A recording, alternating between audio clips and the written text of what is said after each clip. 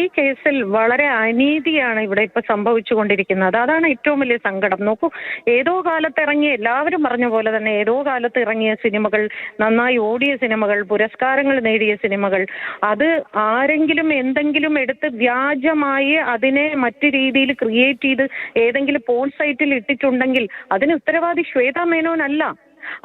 അത് ഉണ്ടാക്കിയത് ആരാണെന്ന് കണ്ടുപിടിച്ച് അവർക്കെതിരെ നടപടി എടുക്കേണ്ടതിന്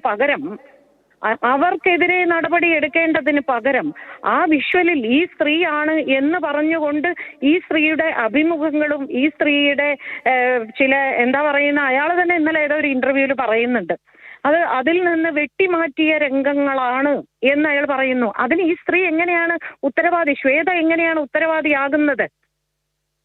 ഞാൻ ചോദിക്കട്ടെ, ഇത് യഥാർത്ഥത്തിൽ മനഃപൂർവ്വം പർപ്പസ്ഫുള്ളി ഒരാൾ മത്സരിക്കാതിരിക്കാൻ വേണ്ടി ചെയ്യുന്ന ഒരു ദുഷ്പ്രവർത്തിയാണിത്.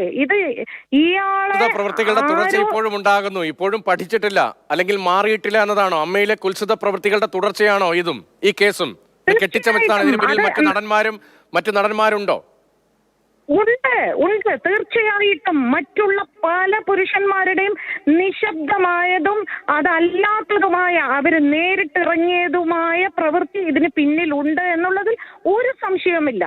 അത് കൊടുത്തിട്ട് പല ആരോപണങ്ങൾ കാരണം പിൻവലിച്ചവർ ഉണ്ട് ഇവിടെ. അപ്പൊ എനിക്ക് എന്തായാലും പറ്റൂല, എന്നാൽ നീയും അങ്ങനെ ഇവിടെ മത്സരിക്കണ്ട എന്നൊരു വാശിയാണ്. അതായത് തനിക്ക് മുകളിൽ ഒരു സ്ത്രീ വരുന്നു, ഞാൻ അവൾ പറയുന്നത് അനുസരിക്കാൻ ബാധ്യസ്ഥയാവുന്നു. ഞങ്ങൾ പറയുന്നതാണ് നിങ്ങൾ അനുസരിച്ചു കൊണ്ടിരുന്നത്, ഇനി നിങ്ങൾ പറയുന്ന ഞങ്ങൾ അനുസരിക്കുക. ഇപ്പോഴും ഈ ഫ്യൂഡലിസമാണ് അവിടെ നടന്നുകൊണ്ടിരിക്കുന്നത്. പരാതിക്കാരൻ സംസാരിക്കുമ്പോൾ പറയുന്നുണ്ടായിരുന്നു, അമ്മയിലെ തിരഞ്ഞെടുപ്പിന് മുൻപാണ് ഞാൻ പോലീസിൽ പരാതി നൽകിയത്, അതിന്റെ തുടർച്ചയായുണ്ടായ നടപടിയാണ്.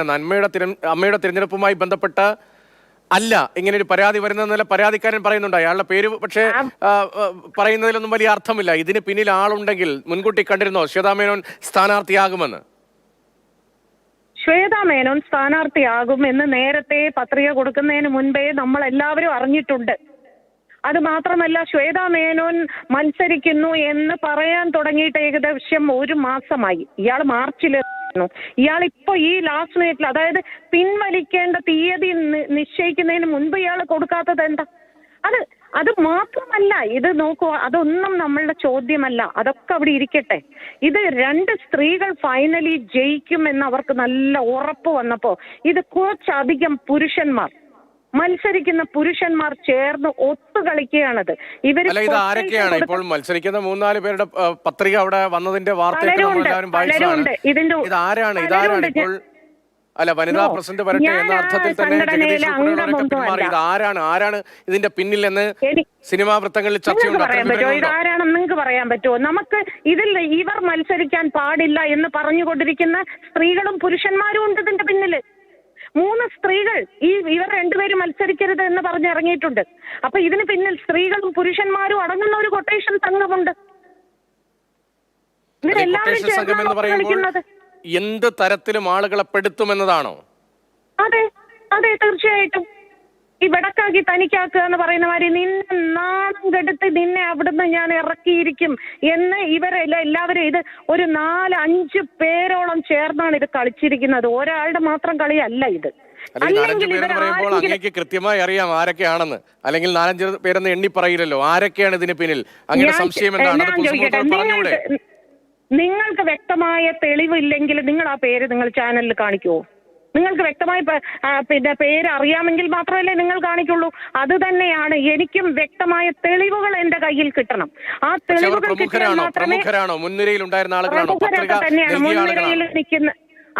മുൻനിരയിൽ നിൽക്കുന്ന പ്രമുഖർ തന്നെയാണ്. ഒപ്പം ഈ 3 സ്ത്രീകളും അവരോടൊപ്പം ഈ കഴിഞ്ഞ 3 ദിവസമായിട്ട് കുറെ സ്ത്രീകൾ വന്ന് എന്തൊക്കെയോ പറയുന്നുണ്ടായിരുന്നല്ലോ. ശ്വേതയ്ക്കെതിരെ കുറെ പറഞ്ഞു, കുക്കു പരമേശ്വരനെതിരെ കുറെ പറഞ്ഞു. ഇവരെല്ലാവരും അവരോടൊപ്പം നിന്നാണ് ഈ കളിച്ചുകൊണ്ടിരിക്കുന്നത്. അവരുടെ റോൾ എന്താണ് ഈ കേസിൽ? അവര് കാലാകാലങ്ങളായി അവർ അടിമകളെ പോലെ ജീവിച്ചവരാണ്. ഈ സംഘടനയിൽ ഇതുവരെ സ്ത്രീകൾ അടിമകളെ പോലെയാണ് അവർ കണ്ടിരുന്നത്. അത് അവർ കുറെ കാലം കഴിയുമ്പോൾ നമ്മൾ പിന്നെ അതുമായിട്ട് അങ്ങ് യൂസ്ഡ് ആവും. നമുക്ക് തോന്നും അയാൾ മതി എന്ന് തോന്നും. അതാണ് ഇവിടെ നിങ്ങൾ തന്നെ നോക്കൂ. എല്ലാ കൊല്ലവും ജനറൽ ബോഡി നടക്കുമ്പോൾ നിങ്ങൾ മീഡിയക്കാരെല്ലാവരും കൂടെ അങ്ങോട്ട് ക്യാമറയും പൊക്കിക്കൊണ്ട് രാവിലെ 6 മണി മുതൽ അങ്ങോട്ട് ലൈവ് കൊടുക്കും. എന്തുവാ ഇവിടെ വേറെ മലയാള സംഘടനയൊന്നും ഇല്ലേ? അവരെയൊന്നും നിങ്ങൾ എന്തുകൊണ്ടാണ് ഷൂട്ട് ചെയ്യാൻ പോവാത്ത? അവിടെയൊക്കെ ജനറൽ ബോഡി നടക്കുന്നുണ്ട്, അവിടെയൊക്കെ തെരഞ്ഞെടുപ്പ് നടക്കുന്നുണ്ട്. ഇനിയിപ്പോൾ പ്രൊഡ്യൂസേഴ്സ് അസോസിയേഷൻ വിവാദമായത് കൊണ്ട് നേരം വെളുക്കുമ്പോൾ നിങ്ങളെല്ലാം പോയി നിൽക്കും. അപ്പോൾ ഇവർക്ക് കിട്ടുന്ന ഒരു പ്രശസ്തി, ഇവർക്ക് കിട്ടുന്ന ഒരു വല്ലാത്ത ആളുകളുടെ ഒരു സ്വാധീനത, ഇതെല്ലാം വെച്ചാണ് ഇവർ ഇത്രയും കാലം സംഘടന മുൻപോട്ട് കൊണ്ടുപോയിക്കൊണ്ടിരുന്നത്. അപ്പൊ അവിടെ പോകുന്ന സ്ത്രീകളെ തന്നെ പലപ്പോഴും ആ വീഡിയോ കാണുമ്പോൾ ഞാൻ ശ്രദ്ധിക്കാറുണ്ട്. അവര് ഒരു 6 മാസം മുമ്പേ പ്ലാൻ ചെയ്യാണ് എന്ത് സാരി ഉടുക്കണം, നമ്മളെല്ലാം കൂടി ഒരേ കളറായിരിക്കണം, അല്ലെങ്കിൽ ഞാൻ ഇന്നതായിരിക്കും, നീ ഇതാണ് അവരുടെ ലക്ഷ്യം. എന്നിട്ട് അവിടെ പോയി നിന്ന് അവർ സെൽഫി എടുക്കുന്നു, സോഷ്യൽ മീഡിയയിൽ ആ ഫോട്ടോസ് എല്ലാം പ്രചരിപ്പിക്കുന്നു, ഭക്ഷണം കഴിക്കുന്നു. സംഘടന നമുക്ക് 5000 രൂപ തരുന്നുണ്ട്, സംഘടന നമുക്ക് ഇൻഷുറൻസ് പേയ്മെന്റ് തരുന്നുണ്ട്. അപ്പൊ സംഘടന പറയണ എല്ലാം നമ്മൾ അനുസരിക്കാം. ഇതാണ് അവിടെ നടന്നുകൊണ്ടിരിക്കുന്നത്. ഇത് പറയുന്നതിന് എനിക്ക് ഒരു പേടി. പക്ഷേ അത് സാരി ഉടുക്കുന്നതും സെൽഫി എടുക്കുന്നതും ഒരേ വസ്ത്രം ധരിച്ചെത്തുന്നതും ആഘോഷമായി എത്തുന്നതും ഒക്കെ അവിടെ നടക്കട്ടെ, അത് കുഴപ്പമൊന്നുമില്ല. ഒരു സംഘടനയുടെ ഭാഗമായി അത്തരം സ്വാതന്ത്ര്യം, അല്ലെങ്കിൽ അത് അങ്ങ് കൂട്ടിച്ചേർത്താണ്. അങ്ങ് പറഞ്ഞ വാക്കുകൾ ഞാൻ കുറച്ച് കാണുന്നതല്ല, ഞാൻ പറയുകയാണ്, ഒരു പൊതുസമൂഹത്തിന്റെ ഭാഗം നിലയിൽ പറയുന്നതാണ്. അതൊക്കെ അവിടെ നടന്നോട്ടെ. പക്ഷേ ഒരു സ്ത്രീക്കെതിരെ ഒരു സ്ത്രീക്കെതിരെ സിനിമയിൽ അഭിനയിച്ചു എന്നതിന്റെ പേരിൽ ക്രൂശിക്കുക, അങ്ങനെയെങ്കിൽ ഞാൻ നേരത്തെ ഞങ്ങളുടെ റിപ്പോർട്ടറോട് ചോദിച്ചൊരു ചോദ്യമുണ്ട്. അങ്ങനെയാണെങ്കിൽ പാലേരി മാണിക്യം എന്ന സിനിമയിലെ സീൻ ഉൾപ്പെടെ ഉണ്ട് എന്നതാണ് ഈ പരാതിയുടെ ഭാഗമായി മനസ്സിലാക്കുന്നത്. അങ്ങനെയും മമ്മൂട്ടിക്കെതിരെ എന്നുള്ള കേസെടുത്തൂടെ? എന്തുകൊണ്ട് ശ്വേതാ മേനോൻ മാത്രം?